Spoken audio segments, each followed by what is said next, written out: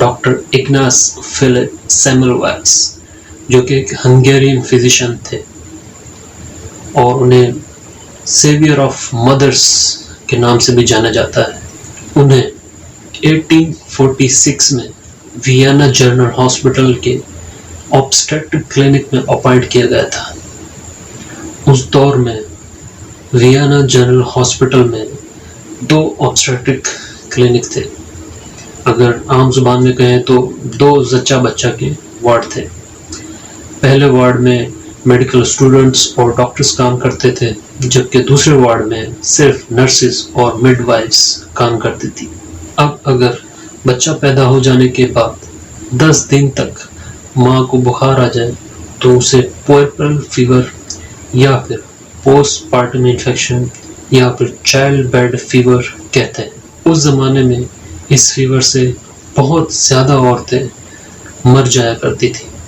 और जो इंटरेस्टिंग बात है वो ये है कि जिस वार्ड में मेडिकल स्टूडेंट्स और डॉक्टर्स काम करते थे उस वार्ड में 100 में से 10 औरतें, जबकि उस वार्ड में जिसमें नर्सेस और मिडवाइफ्स काम करती थी 100 में से सिर्फ 4 औरतें मर जाया करती थी। जी हाँ, 100 में से 4 वर्सेस 100 में से 10। यहाँ एंट्री होती है हमारे हीरो की, जो ये जानने की ठान लेते हैं कि ऐसा क्यों है। वो एक एक करके दोनों वार्ड्स में जो डिफरेंसेस होते हैं उनको रूल आउट करते जाते हैं। जैसे क्लाइमेट, जो कि तकरीबन दोनों वार्ड्स का एक ही जैसा था। दोनों वार्ड्स में तकरीबन एक ही टेक्निक इस्तेमाल होती थी, ओवर क्राउडिंग यानी कि रश, जो कि निस्बतन दूसरे वार्ड में ज़्यादा थी। हत्ता कि जो लोग उन वार्ड्स में काम करते हैं उनके मजहबी अकायद को भी वो रूल आउट कर देते हैं, लेकिन कुछ नहीं मिलता। और फिर आखिरकार हमारे हीरो को मिलता है उनका ब्रेक थ्रू। होता कुछ इस तरह है कि एक पोस्टमार्टम के दौरान एक स्टूडेंट का स्काल्पल यानी कि सर्जिकल ब्लेड जो है हमारे हीरो के कॉलीग को लग जाता है और कुछ दिनों के बाद उनकी डेथ हो जाती है।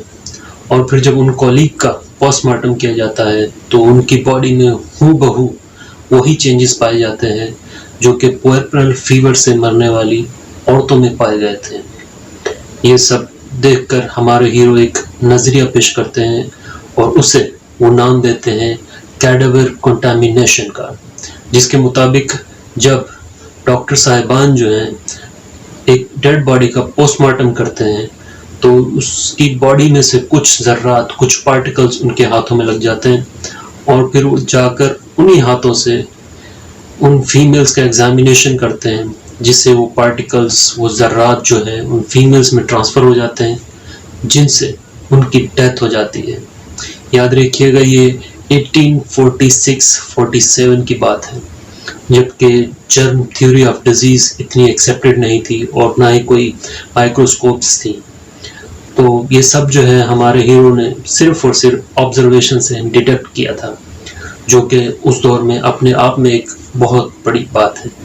तो डॉक्टर इग्नास ने कहा एक सिंपल सा हल है कि पोस्टमार्टम करने के बाद और पेशेंट्स को चेक करने से पहले अपने हाथ साबुन या केमिकल से धो लें तो प्रॉब्लम ख़त्म। और उन्होंने रिसर्च भी शो की। अप्रैल 1847 में जब मोर्टेलिटी रेट 18% था, अप्रैल के बाद मई में उन्होंने हाथ धोने की शर्त लगा दी और जून में वो मोर्टेलिटी रेट 2.2% पर आ गया। Can you imagine? और फिर जुलाई में 1.9% और अगस्त में 1.2% और फिर नाज़रीन 2 महीने ऐसे आए कि मोर्टेलिटी रेट 0 पर आ गया। हैप्पी एंडिंग, हाँ? But not so. उस वक़्त की मेडिकल एस्टेब्लिशमेंट ने डॉक्टर इग्नास के व्यूज़ को यकसर रिजेक्ट कर दिया और सियासी बेसिस पे उन्हें अस्पताल से ही निकाल दिया। ऑब्वियसली फिर उन्होंने मेडिकल एस्टेब्लिशमेंट के खिलाफ ओपनली लिखना शुरू कर दिया और उन्हें इररेस्पॉन्सिबल मर्डरर्स कहा। इस पॉइंट पर उनके कॉलीग्स और उनकी वाइफ ने कहना शुरू कर दिया कि he is out of his mind, यानी कि वो पागल हो चुके हैं और उन्हें मेंटल असाइलम भेज दिया जाता है।